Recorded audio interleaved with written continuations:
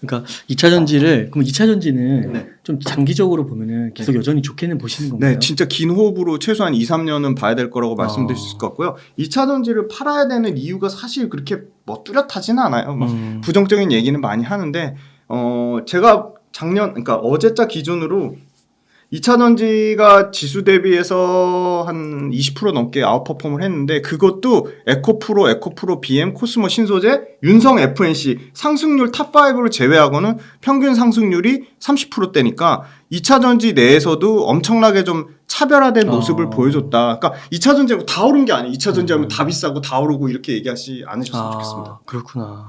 그러니까 진짜 말씀해 주신 대로 그 매크로가 이런 상황 속에서도 2차 전지에서 대표적인 네. 몇 개의 주식들 5개 탑5 글로벌 탑5죠. 에코프로, BM, 윤성 FNC, 코스모 신소재, 코스모 화학 요렇게만 딱 올랐습니다. 에코프로까지 5종목만. 나머지는 코스 닥이 23% 올랐는데 2차 전지 소재 장비 제가 커버하는 2차 전지 46개가 그 30.3% 올랐으니까 뭐 엄청나게 오른 건 아니라고 볼 수 있죠. 그러면은 2차 전지 주식들의 흐름이 이렇게 매우 좋은데 이러한 매크로 상황에서도요. 그렇게 핵심 몇 가지 기업들이 네. 주가가 그렇게 가는 이유는 뭐라고 보세요? 일단 주가 가는 이유는 보통 저희가 이제 그 밸류에이션 얘기할 때 PER 값을 얘기하는데 PER로 치면 사실 2차 전지 PER 평균 값이 40배 초중반 왔다 갔다 하는 것 같아요. 그러니까 당연히 PEG로 보면 비싸다고 할 수 있는데 PER로 보면 근데 PER로도 이제 PER이 줄어드느냐 그러니까 PER도 시가총액이 커져서 PER이 늘어나는지 PER이란 거는 시가총액을 당기순이익으로 나누는 거니까 시가총액이 커지거나 아니면 당기순이익이 줄어들거나 해서 PER이 커지면 그건 비싸다고 하는 건데 PER이 순이익이 시가총액만큼 같이 커지는 거거든요. 시가총액 늘어나는데 순이익도 뭐 폭발적으로 50%씩 늘어나는 거니까 PER을 시가총액만 늘어난다고 당연히 비싸다고 하면 안 되는 게 시가총액만 늘어나고 순이익이 안 늘어나면 PER 비싸다고 하는 거죠. 근데 시가총액이 늘어난 만큼 순이익도 늘어나니까 PER을 더 비싸다고 하는 거고 더 디테일하게 쪼개보면 정확한 밸류에이션은 PEG입니다. 저 말고도 많은 분들이 이제 드디어 PEG를 얘기하는데 피터 린치가 개발한 개념이고요. PEG를 한 주가 벌어들이는 EPS, 한 주당 순이익으로 나눈 PER을 주당 순이익으로 나눈 게 PEG인데 저는 순이익은 일회성 비용이 섞일 수도 있고 일회성 이익이 생길 수도 있으니까 제가 만든 변형 PEG는 영업이익의 성장률로 나누면 실제 그 회사의 본업인 영업으로 벌어든 이익이 좀 더 어떻게 보면 정확하다. 네. 그래서 제가 뭐 간단하게 개발한 거고요. 그래서 결론은 PEG를 영업이익 성장률로 나눴을 때 PEG는 아까 말씀드린 원래 원칙 EPS 한 주가 벌어들이는 순이익으로 나눴을 때 기준은 1입니다. 1 미만이면 저평가인데 제가 말한 영업이익 성장률 변형 PEG 값으로 나눠도 대부분의 2차 전지 소재 업체들 뭐 여러분들 너무 투자 많이 하고 좋아하시는 양극재 업체들도 3년 물론 추정치입니다. 내년 내후년에 3년 평균치를 제가 다 표로 만들어 갖고 왔는데요. 다 1 미만이고요. 3년 평균치가. 와, 그러면요. 그러니까 비싸다고 할 수 없는 거죠. PER만 올랐다고 비싸다고 얘기하시면 밸류에이션을 디테일하게 해보셔야 돼요. 너무 막연하게 비싸다고 주가만 보고 비싸다고 얘기하시는 것 같아요. 네. 한번 말씀드려 볼게요. 자, LG화학부터 볼게요. LG화학 PEG 값이 올해 1배고요. 내년에 석유화학 사업부가 약간 좋아질 것 같아서 1.2배를 보고요. 내후년에 얼마까지 떨어지냐? 0.5까지 떨어집니다. 그럼 3년 평균 PEG 값이 0.9배입니다. 그러면 피터 린치는 PEG 값이 1.5배가 넘으면 가격적으로 밸류가 부담된다고 했거든요. 그럼 아직도 못해도 70% 상승 여력이 남아있는 거고요. 피터 린치가 본 보수적인 PEG 값 1점으로 보면요. 저는 최소한 저라면 저도 2차 전지 뭐 제가 가지고 있는 종목도 아까 물어보실 것 같긴 한데 저라면 PEG 값 2 미만에서는 절대 안 팝니다. 팔 이유가 없는 거죠. LG화학 말씀드렸고 포스코 케미칼 한번 말씀드려 볼게요. 포스코 케미칼은요. 올해 이익이 엄청나게 좋아져서 올해 영업이익이 약 80% 정도 증가를 예상하고 있거든요. 그래서 PEG 값을 계산해보면 이거 한번 계산해보세요. 너무 재밌어요. 그러니까 PER을 영업이익의 성장률로 나누시면 됩니다. 네이버 금융 가시면 다 확인하실 수 있어요. 그래서 포스코 케미칼은 올해 0.6에서 내후년에 얼마까지 떨어지는 줄 아세요? 0.3배까지 떨어집니다. 할 줄 아셔야 되니까 한번 같이 계산을 한 개만 해보겠습니다. 자, 이제 PEG, 자, 포스코 케미칼 한번 2023년 샘플로 구해볼게요. 네. 포스코 케미칼의 2023년 PER 지금 오늘 종가 기준 3월 30일 종가 기준으로 73.7배예요. 요 73.7배를 뭘로 나누느냐? 2022년 대비 2023년의 영업이익 성장률로 나눕니다. 그래서 제가 영업이익 성장률을 봤더니 2022년에 영업이익이 1,659억이 나왔고요. 네. 이건 좀 확정치입니다. 2023년에 3,495억. 그러면 110.7%가 영업이익이 올라가는 거죠. 네. 그러면 이 PER 값을 PER 73.7을 110 영업이익 성장률 110.7로 나누면 0.7이 나옵니다. 그래서 PEG 값이 0.7이 나오는 거고요. 이거를 또 내년에 2024년에 PER 값 46.15를 영업이익 성장률, 자 2024년에 영업이익 성장률까지만 마지막으로 구해볼게요. 2024년에 영업이익 성장률은 2023년은 2023년이 자 3,495억이라고 했죠. 네. 2024년은 5,752억입니다. 그럼 네. 나눠볼게요. 자 영업이익 성장률 5,752억을 3,495로 나눈 다음에 빼기 1 해서 곱하기 100을 하면 성장률이 나오거든요. 그러면 65% 성장률이 나옵니다. 네. 그러면 아까 PER 값이 몇 배라고 했죠? 46 46배를 했죠. 그렇죠. 네. 46배라고 했죠. 그럼 46배를 65로 65로 나누면 떨어지죠. 딱 65로 나누면 여전히 0.6배가 나옵니다. 0.67배. 반올림에서 0.7배. 미안해요. 네, 다 1 미안이죠.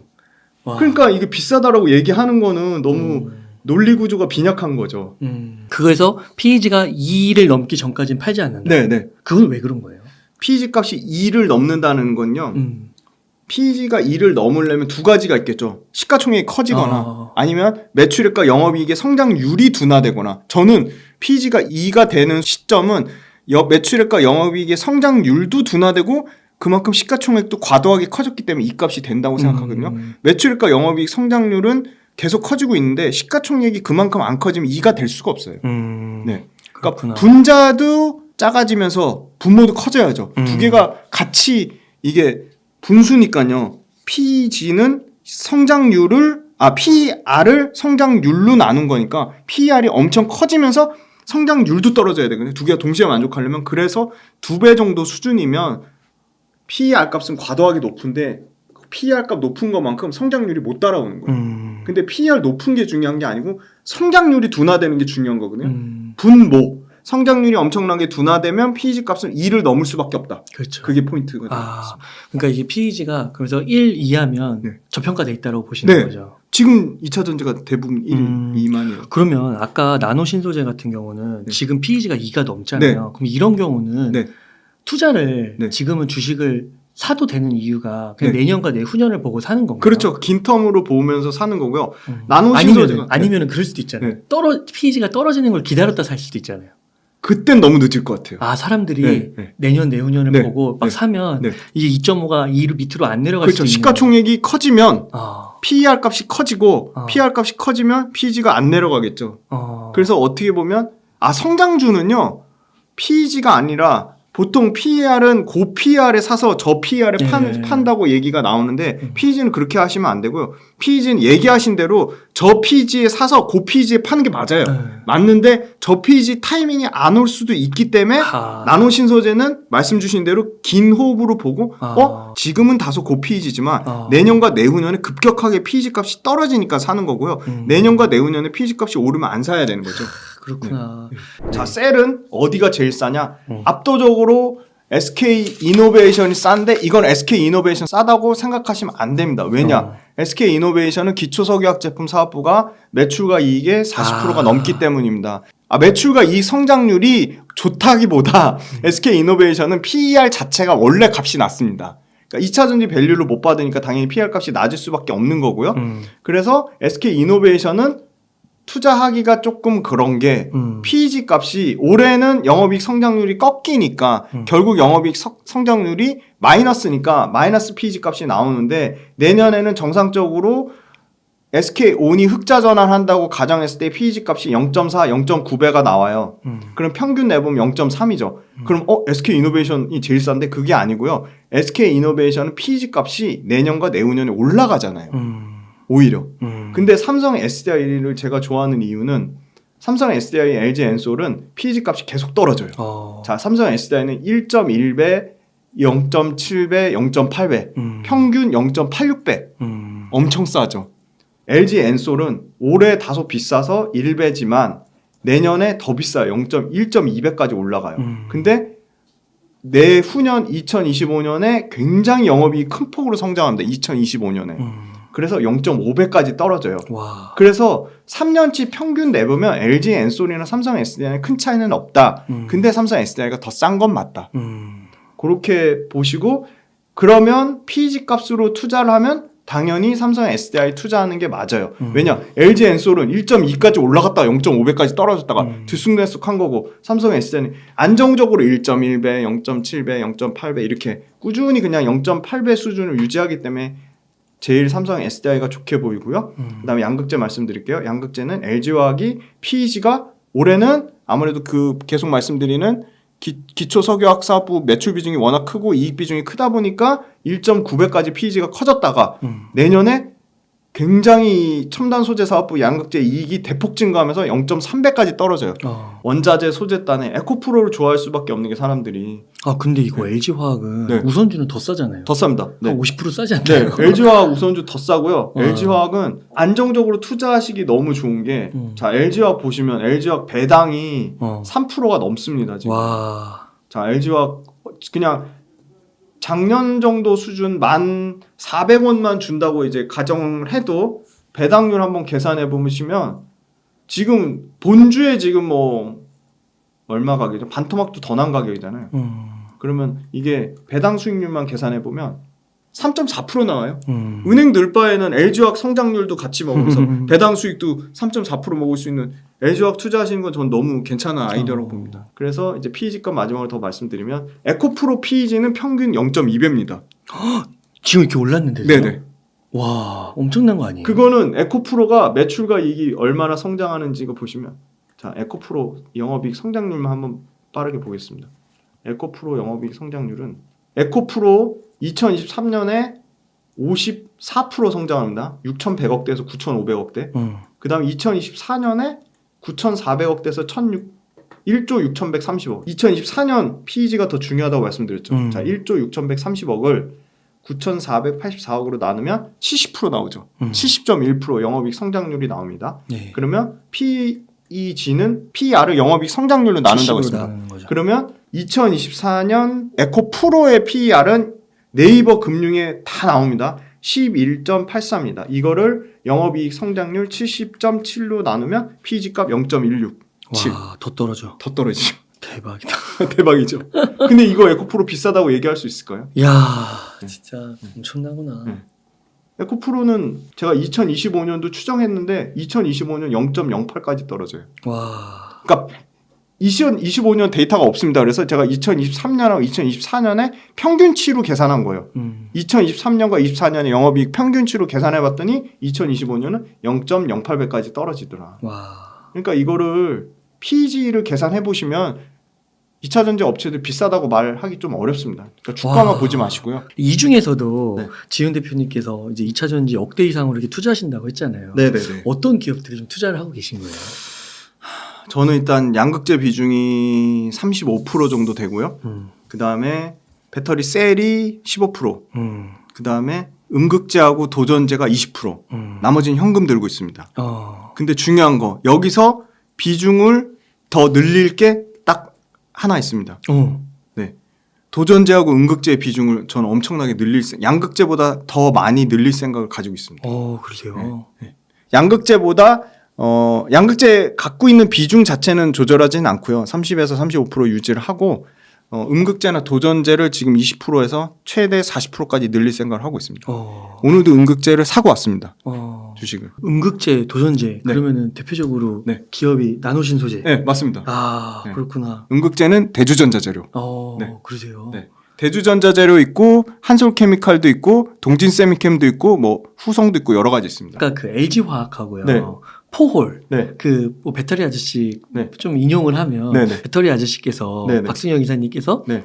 그 밸류에이션을 나름 해보셨대요. 네네네. 그랬더니 네. 포홀이 네. 너무 싸다는 거예요. 네네. 그래서 만약에 추가금이 있다면 네. 포홀에 넣고 싶다 이러시는데 아, 어떻게 좀 생각하세요? 아 진짜요? 네. 지금 빨리 포울 주는 대로 가야겠는데. 거의 배터리 아저씨 거의 교주니까 그분 말 따르면 수익 내지 않을까요?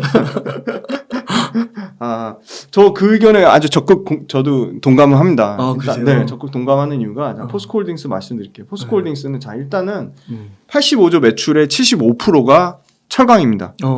그리고 철강이 많네요, 아직은. 네, 아직 뭐 압도적입니다. 그러니까 이제 포스코홀딩스가 매출과 영업이익의 75%가 철강에서 나오고요. 자, 영업이익이 올해 같은 경우 한 지금 5조 정도 예상을 하고 있거든요. 숫자를 보면서 하는 게 정확하니까. 네. 포스코홀딩스 영업이익 한번 볼게요. 네. 자, 포스코홀딩스가 85조에 5조 영업이익 나는데 거의 4조 4천억에서 5천억이 다 거의 철강이라고 보시면 되거든요. 그래서 85조가 뭐예요? 85조 매출. 아, 매출인데 네. 5조밖에 안 나와요? 영업이익 5조밖에 안 나와요. 되게 낮네요. 되게 낮죠. 네. 포스코홀딩스 영업이익이 낮습니다. 상당히. 상당히 낮은 이유가 철강이 매출과 이익에서 75% 이상 차지해서 그렇습니다. 그렇구나. 영업이익 3%밖에 안 돼요. 아, 진짜 낮네요. 근데 포스코홀딩스만 영업이익이 낮은 건 아니에요. 철강 업체들이 굉장히 그렇구나. 마진이 박해요. 현대제철 영업이익 보시면 포스코홀딩스만 좀 극도로 낮다고 하긴 좀 어려운 게 현대제철 영업이익은 별 차이 없어요. 5%예요. 그러니까 이게 포스코가 한 10년 전부터 네. 철강 말고 네. 2차 전지나 뭐 리튬이나 막 이런 네. 쪽으로 바꾸려고 굉장히 잘 한 거죠. 노력을 한 거죠. 네네. 너무 낮으니까. 네네. 아. 근데 2차 전지라고 다 또 영업이익률이 높은 건 아닌데 이따 말씀드리겠지만 리튬 사업을 하잖아요. 리튬이 마진 30%가 넘습니다. 어마어마한 영업이익률이죠. 30%요? 네네. 30%대 영업이익 나옵니다. 와. 포스코홀딩스는 일단 PER 기준으로는 7배밖에 안 돼서 너무 싸고 그 다음에 매출과 영업이익이 75%가 나오는데 철강이 그럼 지금 상황이 나쁘냐? 그건 아니에요.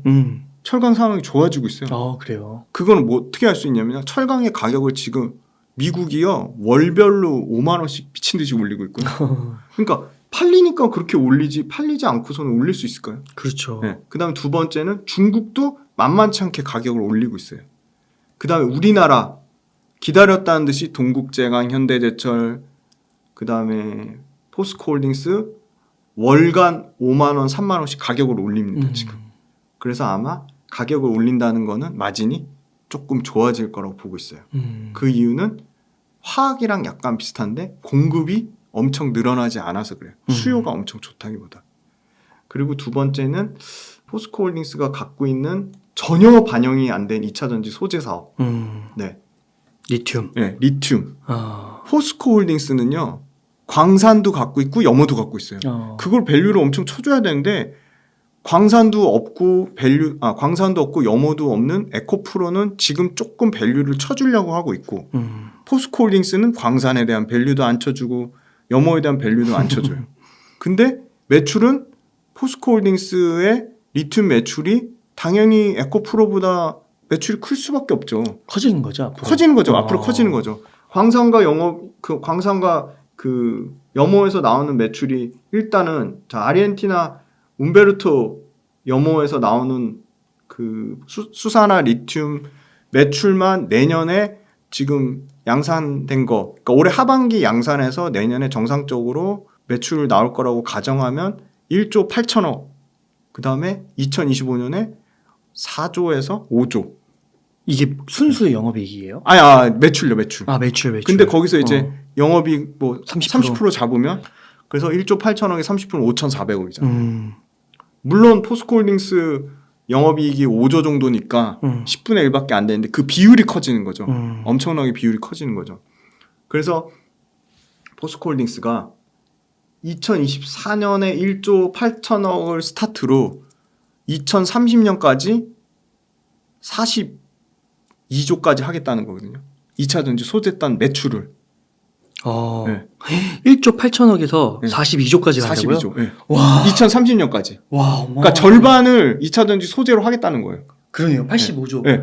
85조 딱 절반 정도. 근데 이게 되는 거죠. 85조에서 75%, 네. 뭐 80%는 네. 이미 철강이잖아요. 네. 그러면 85조에 더해지는 거잖아요. 그렇죠. 더 애도 되는 거죠. 와. 85조가 딱 2030년에 철강이 그렇게 많이 쓰일까요? 아, 좀 줄겠죠. 한 뭐 55조에서 60조 정도 선으로 합리적으로 줄인다고 치면 포스코홀딩스가 진짜 2차 전지의 순수 매출이 더해지면 100조 매출 나올 것 같아요. 야. 2030년에는. 그러니까 뭐 매출이 그대로 85조, 네. 뭐 90조 순도 네. 수준이라 해도 네. 영업이익이 그렇죠. 5%에서 30%로 그냥 바뀌는. 바로 5%에서 30%까지 바로 안 바뀌어도 철강이 섞이니까 못해도 20 몇 프로 나오겠죠. 20 몇 프로 나오겠죠. 야, 충분히 가능하죠. 그러면 100조인데 20조 영업이익 나오면 포스코홀딩스 아니 못해도 LG 엔솔 다음에 시가총액 3등 가야 정상이니까. 와, 그렇구나.